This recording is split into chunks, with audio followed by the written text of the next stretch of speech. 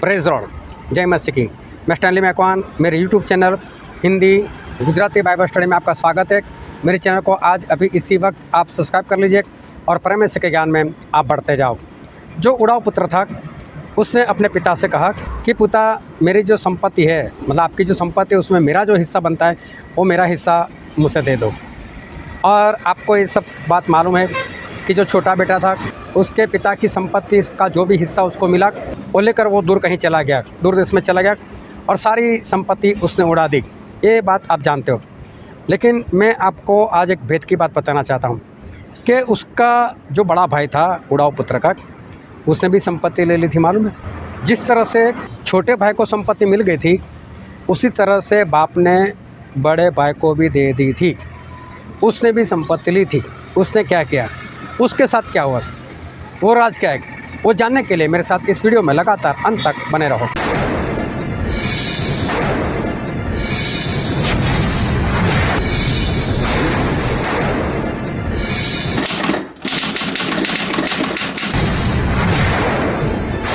एक इंसान था, काफ़ी धनी था, पैसे वाला था, खेत वगैरह बहुत कुछ था और उनके दो बेटे थे।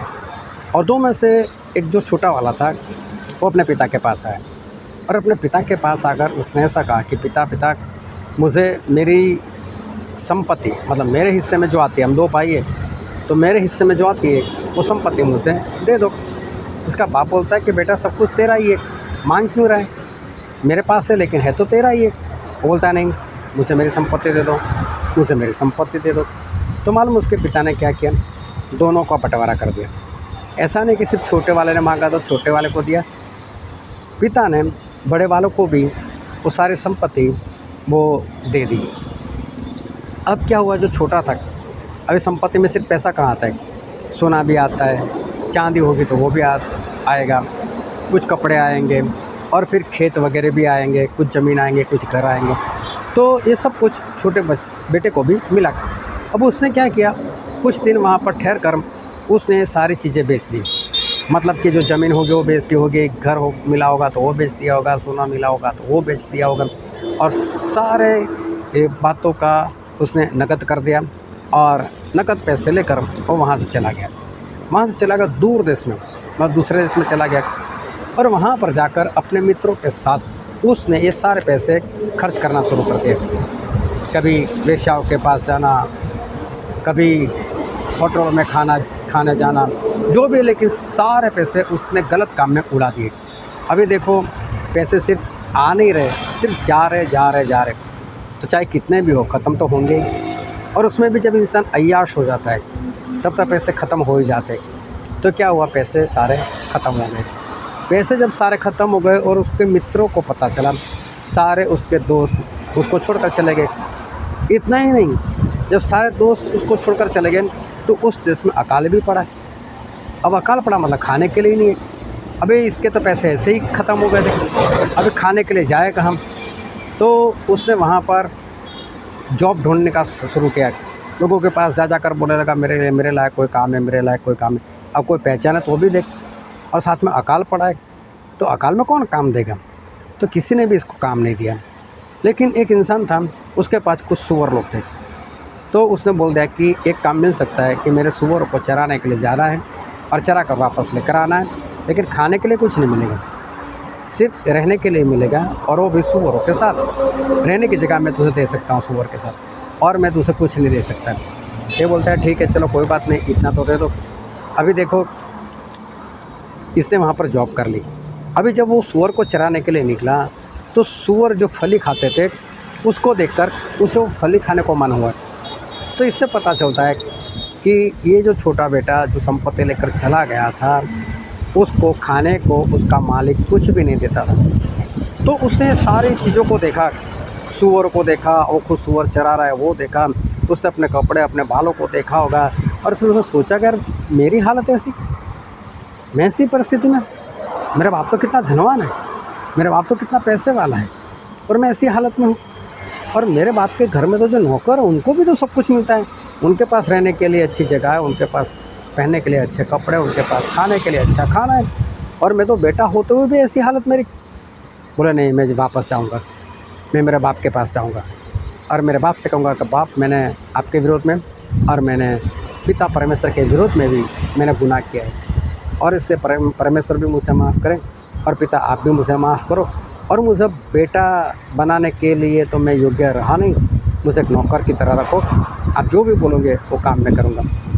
और वो वहाँ से वापस आया, और वापस आया, अभी तो दूर ही था, और उसके पिता ने उसको देख लिया। उसके पिता ने उसको पहचान लिया, ये तो मेरा बेटा है, जो खोया हुआ था वो है।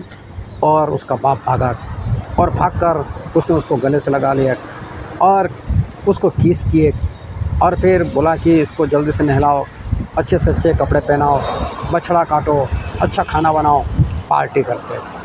और फिर उसके पिता ने वहाँ पर पार्टी करना शुरू कर दिया।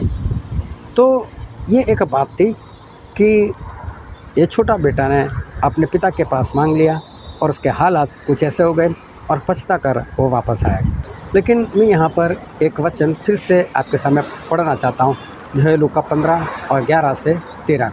फिर उसने कहा, किसी मनुष्य के 2 पुत्र थे।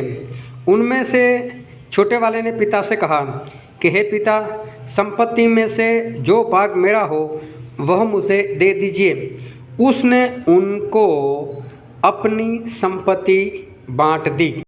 और बहुत दिन न बीते थे कि छोटे वाले पुत्र सब कुछ इकट्ठा करके एक दूर देश को चला गया और वहाँ कुकर्म में अपनी संपत्ति उड़ा दी।